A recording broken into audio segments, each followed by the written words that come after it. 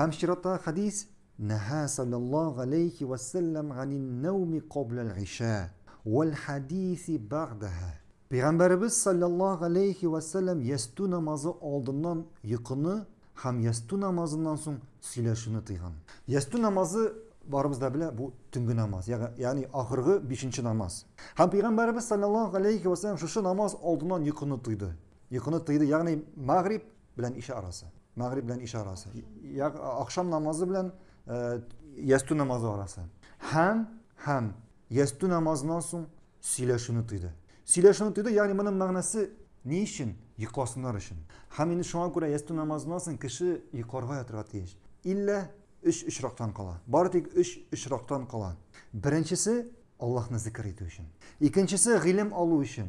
Гыйлем алу өчен, ягъни шариат гыйлем алу өчен. Һәм инде өченчесе хатын белән сөйләшү өчен. Хатын белән сөйләшү өчен, нигә хатын белән сөйләшү өчен? Чөнки кеше хатын белән сөйләшү, хатын белән уйнар өчен. Чөнки кеше көне буе, ир кеше көне буе эштә йөри, ул көне буе өйдә юк, һәм инде әгәр дә кич белән генә кайта икән, ясту вакытында аңа инде рөхсәт ителә хатыны белән сөйләшеп утырга. Һәм Пәйгамбәребез саллаллаһу алейхи ва саллям бу ике нәрсәне, ягъни ясту намазы алдыннан йокыны һәм соңыннан ясту намазыннан соң сөйләшүне тыйды. Ни өчен? Кешеләр йокласын өчен. Кешеләр йокласын өчен һәм кызганычка каршы күбебез бүген бөтенләй киресен эшлибез. Кешеләр бүген төне буе ясту намазыннан соң төннең уртасына кадәр, хәтта инде кай вакытта таңга кадәр йокламыйлар. Сөйләшеп утыралар. Ягъни нәрсәдер эшлиләр дөнья эшеннән. Һәм әлбәттә инде кеше әгәр ястудан соң ятмаса, төне буе торса, ул инде төнге кыямга тора алмый. Ягъни төнне торып сөннәт намазлар укыр өчен, төнге намазлар укыр өчен. Һәм инде хәтта кайбер кешеләр иртәнге намазга да йоклап кала. Тора алмыйлар, чөнки ул төне буе йокламады. Чөнки ул төне буе йокламады. Шулай ук Пәйгамбәребез саллаллаһу алейхи ва саллям икенче бер хадисендә әйтте: "Минем өммәтемә ризык, ниъмәт көннең иртәнге ягында бирелер" диде. Көннең иртәнге ягында бирелер һәм бу вакыт фәҗр вакыты, иртәнге намаз вакыты.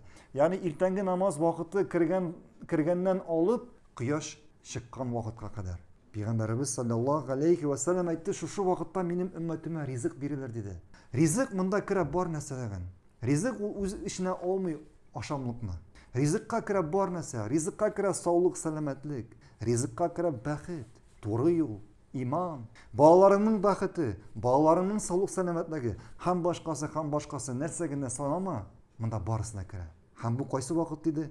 Кайсы вакыт дидек? Фәҗр вакытыннан башлап, ягъни иртәнге намаз кергән вакыттан башлап кояш чыкканчыга кадәр. Күп кеше бу вакытны йоклап уздыра. Тора алмый. Чөнки нигә тора алмый ул? Нигә бу вакытта утыра алмый ул? Чөнки ул төне буе утырды сөйләшеп. Ясту намазыннан соң йокларга ятмады. Аңладыгызмы?